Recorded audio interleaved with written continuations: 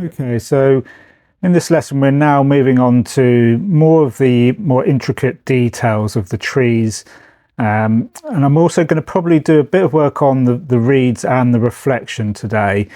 So this might be a little bit of a longer video, but what I'll probably end up doing is time-lapsing some of this so it doesn't end up being too long. But what we're going to do, we're going to use this rigger brush. We're going to mix up mostly greens of varying degrees, and we're going to be using mostly sap green, hooker's green with some cadmium yellow and titanium white.